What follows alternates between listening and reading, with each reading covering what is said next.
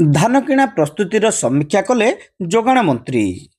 खाद्य जोगाण और खाउटी सुरक्षा विज्ञान और कारिगरी कौशल मंत्री कृष्णचंद्र पात्र बालेश्वर जिला गस्त करी विभागीय कार्यर समीक्षा करिसेंती। 28 तारिख आरंभ होगा खरीफ धान किणार प्रस्तुति, गच्छित रही खाउटी सामग्रीर स्थिति, अत्यावश्यक सामग्रीर दरदाम नहीं बैठक में उपस्थित थिबा विभागीय अधिकारी और विधायक मानक सह मंत्री आलोचना करिथिबा जणा पड़िछि। बालेश्वर जिलापाल सूर्यवंशी मयूर विकास समीक्षा बैठक में जोग दैथिबा मंत्री श्री पात्रंक समेत जिलार विभिन्न निर्वाचन मंडलीर विधायक और विभागीय अधिकारी मानकु शुभेच्छा जणाइथिले। जिला मुख्य जोगाण अधिकारी नीरज रंजन दास चलित खरीफ ऋतु कृषि राशन कार्ड संबंधी सरकारी व्यवस्था और विभिन्न प्रसंग उपरे तथ्य उपस्थापन करथिले।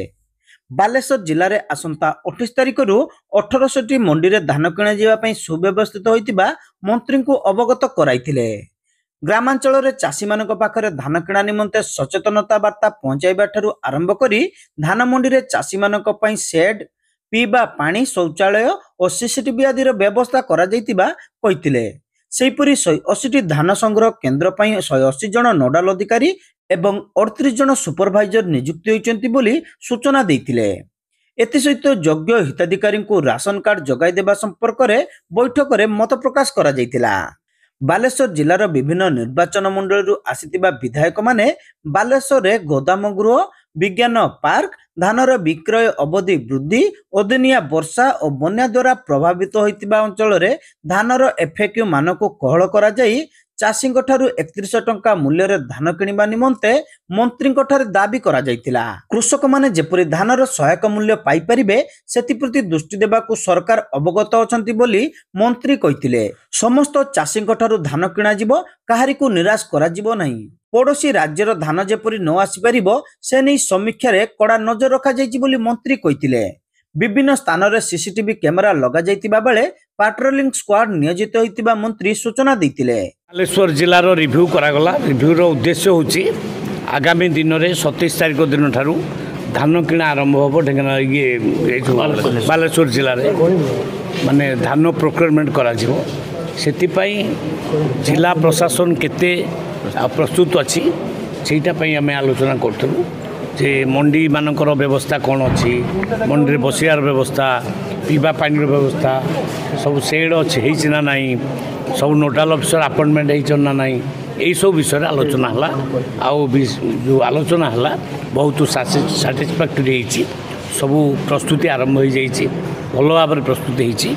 मु भावुची प्रोक्योरमेंट ठीक भाव में हम चाषी धान किणा कौन सी चाषी को हैरान करा नहीं। एफएक्यू मानर धान सब आने बोली आम नवेदन कर पर क्विंटाल 3100 टंका नाके दिजा अकाउंट।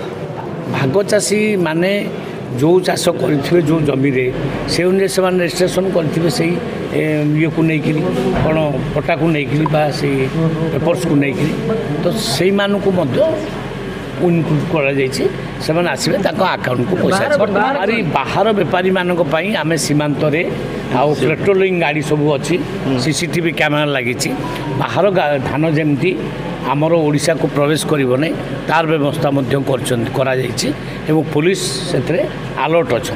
से बाबद में आम विधायक माने उद्वेग प्रकाश कर सरकार चिंतित अच्छी।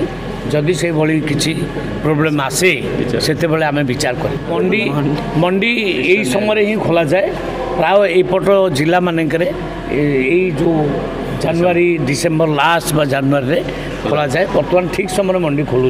एफएक्यू मान शुणु एबे सुधा 140,000 कृषक ऑलरेडी धान दे सारे आउ एफएक्यू मान एफएक्यूटा कौन कि एफएक्यू गोटे अलग धान नुहे ताकू टे सुखेकरी झाड़ी झुड़ी के सफा करके आनिबा एटा तो एफएक्यू। कटनी छटनी को बंद करा जाइछि, कटनी छटनी हम ना। बजार दर टिके सामान्य बढ़ी मु मानुछि किंतु यही समय यहाँ प्राय रहे यही समय धीरे धीरे कमिज जमी आलू रेट कमिगला अबिका 25-26-22 रेट बढ़ला मिलला आ पियाज रेट भी कम सब रेट कमिला। तो आज तो परियापत्र रेट बहुत कमी अबिका एवं धीरे धीरे कम। यहाँ स्वाभाविक कथा केत बढ़ी केत कमिज। ଏହି ବୈଠକରେ ସିମୁଳିଆ ବିଧାୟକ ପଦ୍ମଲୋଚନ ପଣ୍ଡା, ଜଳେଶ୍ୱର ବିଧାୟକ ଅଶ୍ୱିନୀ ପାତ୍ର, ନୀଳଗିରି ବିଧାୟକ ସନ୍ତୋଷ କଟୁଆ, ସଦର ବିଧାୟକ ମାନସ ଦତ୍ତ, ବୋସ୍ତା ବିଧାୟିକା ସୁବାସିନୀ ଜେନା ପ୍ରମୁଖ ଉପସ୍ଥିତ ଥିଲେ।